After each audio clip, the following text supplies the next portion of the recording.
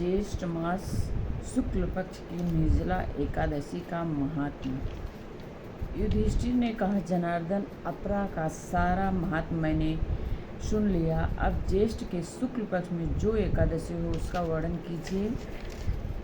भगवान श्री कृष्ण बोले, राजन, इसका वर्णन परम धर्मात्मा सत्यवती नंदन व्यास जी करेंगे, क्योंकि ये संपूर्ण शास्त्रों के तत्वज्ञ और वेदांगों के पारंगत विद्वान हैं। तब वेद व्यास जी कहने लगे, दोनों ही पक्षों की एकादशियों को भोजन न करें।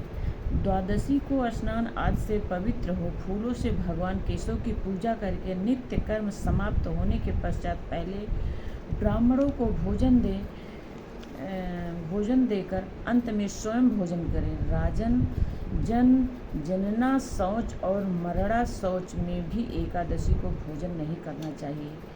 यह सुनकर भीमसेन बोले, परम बुद्धिमान पितामह, मेरी उत्तम बात सुनिए। राजा युधिष्ठिर, माता कुंती, द्रौपदी, अर्जुन, नकुल और सहदेव ये एकादशी को कभी भोजन नहीं करते तथा मुझसे भी हमेशा यही कहते हैं कि भीमसेन, तुम भी एकादशी को न खाया करो, किंतु मैं इन लोगों से यही कह दिया करता हूँ कि मुझसे भूख नहीं सही जाएगी।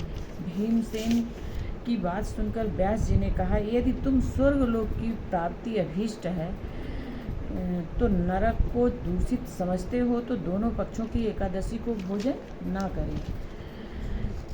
भीमसेन बोले, महाबुद्धिमान पितामह, मैं आपके सामने सच्ची बात कहता हूँ, एक बार भोजन करके भी मुझे व्रत नहीं किया जा सकता, फिर उपवास करके तो मैं रह ही कैसे सकता हूँ। मेरे उदर में वृक्क नामक अग्नि सदा प्रज्वलित रहती है, अतः जब मैं बहुत अधिक खाता हूँ तभी यह शांत होती है। इसलिए महामुनि, मैं वर्ष भर में केवल एक ही उपवास कर सकता हूँ जिससे स्वर्ग की प्राप्ति सुलभ हो, तथा जिसके करने से मैं कल्याण का भागी हो सकूँ। ऐसा कोई एक व्रत निश्चय करके बताइए, मैं उसका यथोचित रूप से पालन करूँगा। व्यास जी ने कहा, भीम, ज्येष्ठ मास में सूर्य वृष राशि पर हो या मिथुन राशि पर हो, शुक्ल पक्ष में जो एकादशी हो उसकी यत्नपूर्वक निर्जल व्रत करो। केवल कुल्ला या आचमन करने के लिए मुख में जल डाल सकते हो, उसको छोड़कर वह किसी प्रकार का जल विद्वान पुरुष मुख में न डाले, अन्यथा व्रत भंग हो जाता है।